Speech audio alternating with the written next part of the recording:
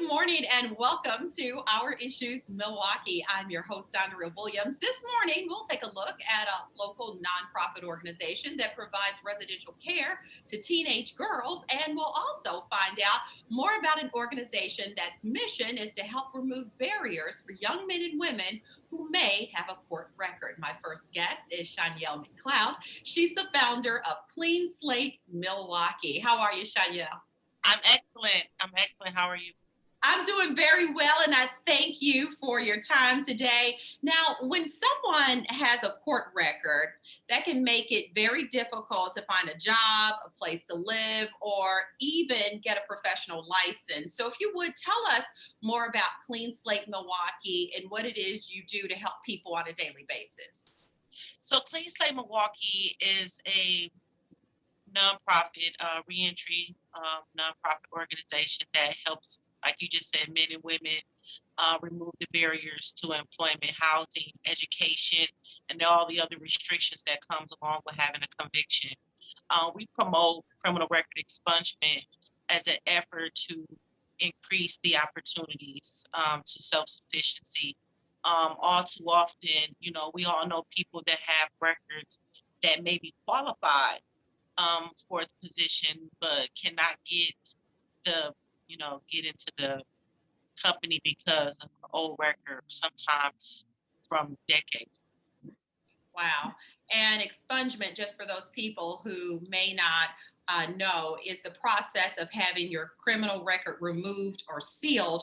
But Wisconsin has one of the toughest expungement statutes in the country. So I don't like saying criminal record because everyone that has a court record is not necessarily a criminal. So Right. talk a little bit about that and what the requirements are for expungement. Sure, and that's an excellent point, and I'm glad you made that point because I no longer say criminal either. It just slipped out actually, because to your point, everybody that has a court record is not a criminal, and so in order to be qualified, however, to have a record expunged here in the state of Wisconsin, whatever happened had to have happened prior to your 26th birthday. So it have to be 25 years and under. You have to be off probation and or parole and have completed that successfully with no revocations. All your fines, fees, restitution has to be paid back to the state. And if it's a felony, it has to be a non-violent, non-sexually violent felony, class H or I after 2009. And so with that criteria being that stringent, right?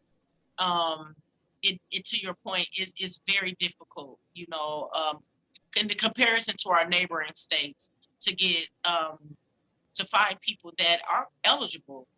So here I am. I have been following this since 2007. So here I am in 2010 when that law actually expanded because the Wisconsin expungement law actually expanded in 2009, which was quite historical because that law had been unchanged since 1975. So when it expanded in 2009, it was not made retroactive. So it didn't include people from back in the day. It didn't include people who had records from the 70s and the 80s and the 90s. So we wasn't actually eligible to, I'm sorry, not eligible, but we didn't really see our greatest impact until maybe 2014, 15, 16, when an abundance of people, and particularly young people under the age of 25, was then eligible to have their records expunged. And when we talk about when there are people who may say, well, if you have a court record, then maybe you've done something criminal. But you think about maybe the situation where a young lady or a young man may have been forced into human trafficking and in that process been arrested, but yet they were forced into that situation. So therefore, that's what we are, clarifying that there are situations that don't necessarily mean someone did something bad. So to speak. But some of the other requirements, maximum prison times, no more than 6 years. The court believes you will benefit and the public will not be harmed by the expungement and successfully completed, as you said, all the terms of your service. So the interesting part to me is that one must request expungement at the time of sentencing, and the court must make the expungement decision then and not when you've completed your sentence. So that just seems a little weird or different. So Wisconsin's one of the few states that doesn't allow cases that are acquitted or dismissed to be expunged as well. So fill us in on that. Okay, that was a lot. Okay, so, and I'm gonna get to it. Okay, so there was 3 points. The first point is no, everybody that is entered into criminal court is not necessarily a criminal. And to your point, where the only way that they had for tackling human trafficking was to arrest the victim, right? And so you have re-victimized this person by giving them a record that is now for public display. You know what I'm saying? So it's a re-victimizing and very traumatizing experience that happens over and over and over again once someone checks that background. And so that's the first thing. And the bulk of our cases are marijuana cases that probably should have never been felonies in the first place. In the Milwaukee County, we have a drug treatment court and we have a drug felony court. People of color, mainly Black people, are going straight to drug felony court. You know, they're getting felonies or were getting felonies left and right for basic marijuana cases that had no victims, cases that you didn't harm anybody else. You basically was probably just harming yourself, you know. So that's the first point. The second point that you made in regards to the judge having to have stipulated at the time of sentencing, we agree that's a horrible time for the judge to be saying that this person should have a second chance. Wisconsin is the one state of many, many states that do not have automatic expungement, meaning that we have sentencing, criteria as, you have to complete probation successfully. You have all these conditions to your sentence, when even Texas, you know what I'm saying, all of our neighboring states do not have those conditions. Because those conditions exist, we can never have automatic expungement. And so to the last point, so let me see if I can remember. And that Wisconsin's one of the few states that does not allow cases that are acquitted or dismissed to be expunged. Right. And so to that point, so in 2018, we actually made that change. So how it was you can be arrested or accused and arrested of an allegation, and even if you were proven not guilty, the case was never prosecuted, was found out dismissed, if the case was never convicted, never even prosecuted, or you were found now guilty in a jury, they would just leave it on your record. So I had tons of people. I work with the Fatherhood Initiative, tons of men in particularly that were accused of very heinous crimes coming out of relationships. You know how that go. Women call the police, get back at them, and then all these things are on their record, and then it stayed there. You couldn't get it off the CCAP, but you could get it off the Department of Justice Crime Information Bureau with no problem. In 2018, we did work with the state courts, and they did make the change, and they put in some new algorithm on CCAP that any case that's dismissed or never prosecuted comes off of a person's record after 2 years. I said, first of all, why we have to wait 2 years? We know that the case was dismissed, but they did it. So now there is no expungement process for dismissed cases. However, there didn't need to be one because, like I said, they put in the algorithm that just straight wiped them all away. And I said, well, wait a minute, if we can do that, then that means that we can wipe away any case that's 10, 15, 20, sometimes 40 years old. Cases that's 40 years old is still visible on CCAP, even if the person has not even so much as jaywalked since then. It's all very interesting. So there at Clean Slate Milwaukee, you have a number of programs and services that you provide in an effort to reduce joblessness, homelessness, crime, and recidivism. So if you would kind of give us an idea of some of those programs and services. So the main thing that we do is record expungement, of course.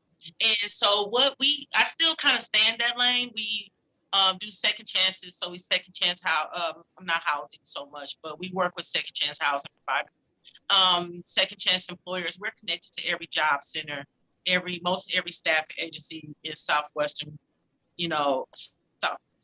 southeastern Wisconsin, and we're working throughout the state, to make those connections and partnerships. So we don't have any in-house employment programs. However, like I said, we're connectors. We're connectors to, for people that are looking for positions, whether we were able to get their records expunged or not. We still have employers that we can match make and, get them employed into, careers, not just jobs, but careers. We have a record correction program for people that, like we were saying before, the case was dismissed. It's called the Milwaukee Innocence Program. And so when a person is innocent, but they still have these records. So that's basically the bulk of our programming. We right now we're helping people with pardons. Right now we have a very, very short timeline as to, helping people with the pardon, because the Pardon Advisory Board just opened back up, and it actually had been closed for the last 9 years.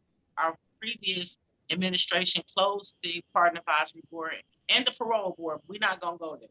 And so, so they have been closed. So it was thousands of people waiting to get their rights back. And like I said, we have people that have not been in trouble since the 90s. Wow.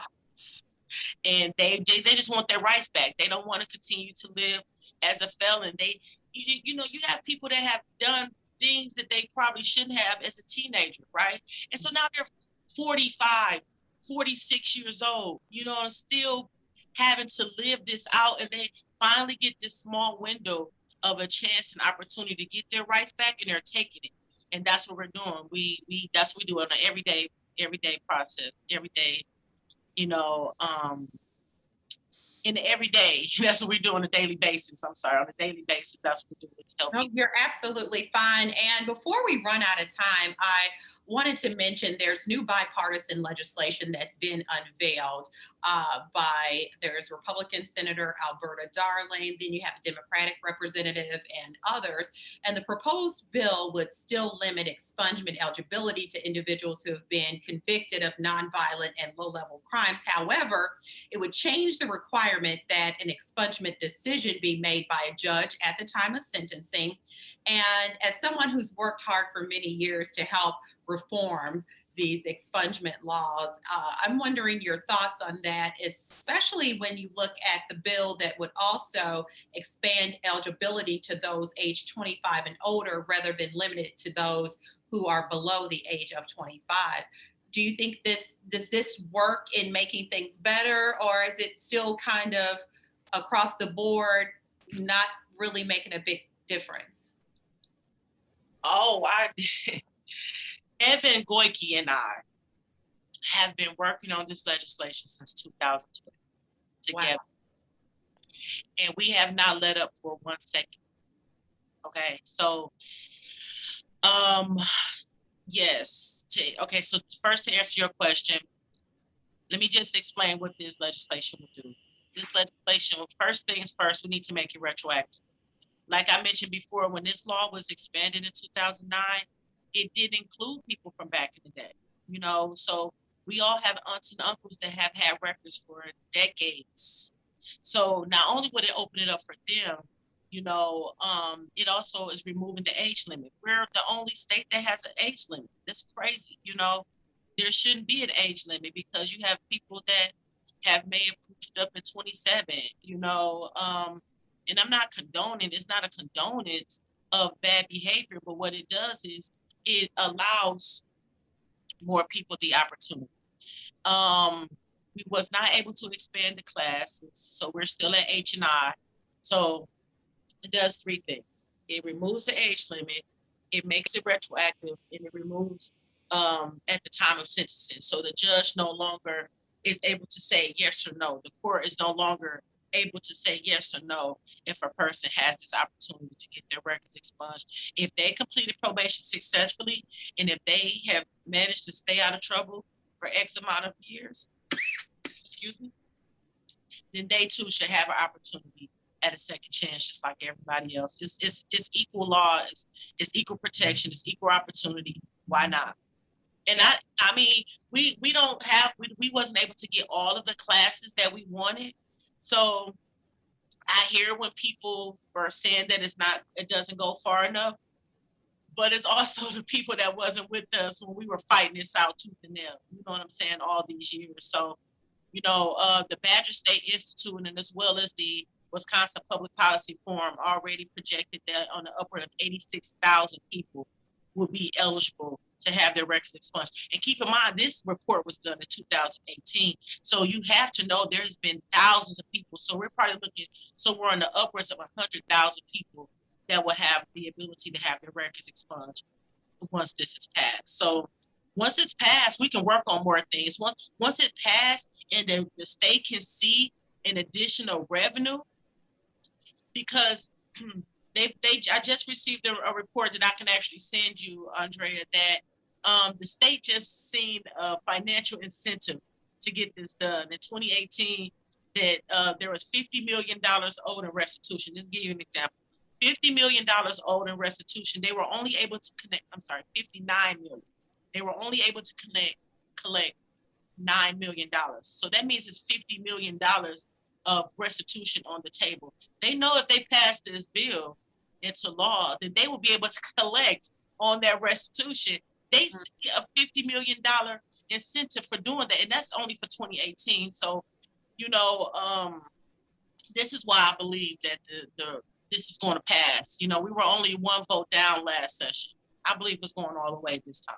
Okay, well, we will definitely keep our eye on things. And I just wanted to mention there's several groups that back this new proposal: the conservative group Americans to Prosperity, business advocacy groups, the Waukesha County Business Alliance, and the Metro Milwaukee Association of Commerce, who all believe this legislation would make the hiring process much easier under the expungement scenario. So I just say thank you, because I know for a fact that you've been working on this helping change lives for many, many years. And the passion that you have, it shows in just you're talking about it. So I thank you for your time, and thank you for helping us all better understand what's taking place.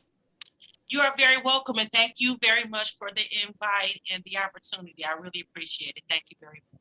Yes, ma'am. Shanyeill McCloud is the founder of Clean Slate Milwaukee. For more information, you can call 414-627-0067 or visit their website at cleanslatemke.org. We're going to take a quick break, and when we return to our Issues Milwaukee, we'll meet a brother and sister who work together to provide a safe, stable, and empowering environment for girls who have been abused and or neglected. We'll talk to Charles and Dr. Lynetta Greer from Home for the Heart Incorporated right after this.